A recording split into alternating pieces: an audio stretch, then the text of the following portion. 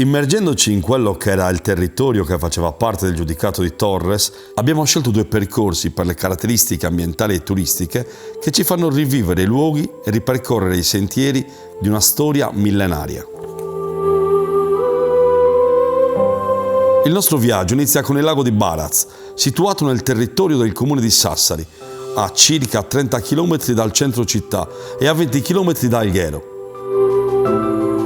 Questo specchio d'acqua, con una superficie di circa 60 ettari e una profondità massima di 6,5 metri, è l'unico lago naturale della Sardegna.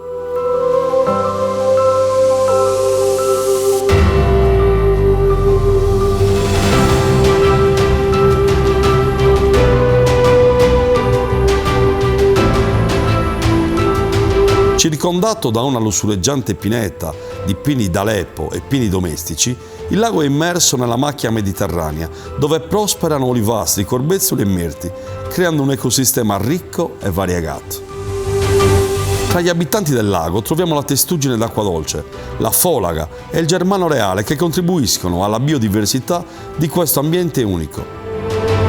Secondo alcune testimonianze, durante la Seconda Guerra Mondiale, il lago di Baraz fu utilizzato come deposito di munizioni dall'esercito tedesco in ritirata.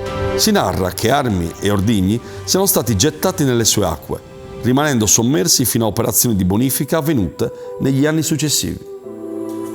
Oggi il lago di Baraz è una meta ideale per gli amanti della natura e del trekking.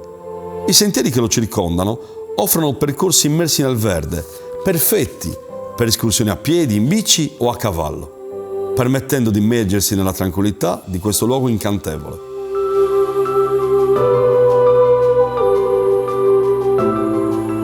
A poca distanza dal lago di Baraz, attraverso un suggestivo sentiero tra dune sabbiose e pinete, si raggiunge la splendida spiaggia di Portoferro.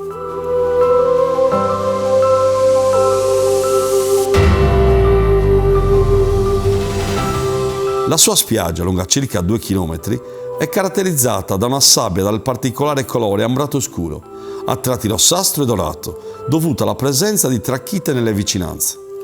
A dominare la baia troviamo 3 torri di avestamento spagnole, risalenti al XVII secolo. La torre di Bantina e Sale, nota anche come Torre Mozza, la Torre Negra e la Torre Bianca. Queste strutture storiche testimoniano l'importanza strategica di Portoferro nella difesa costiera dell'epoca.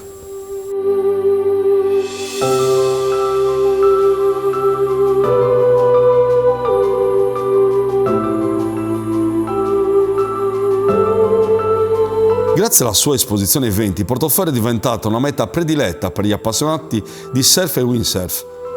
Le onde che si infrangono sulla costa offrono condizioni ideali per questi sport acquatici, attirando atleti da tutta l'isola e da tutto il mondo.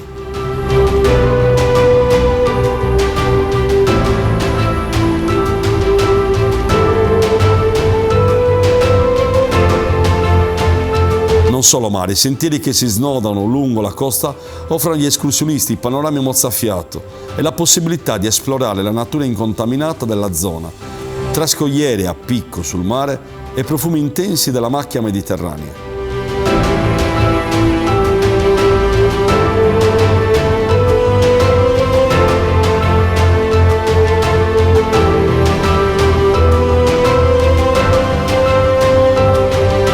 Il lago di Baraz e la spiaggia di Portoferro rappresentano 2 tesori della Sardegna nord-occidentale, luoghi dove la natura, la storia e la tradizione si intrecciano armoniosamente.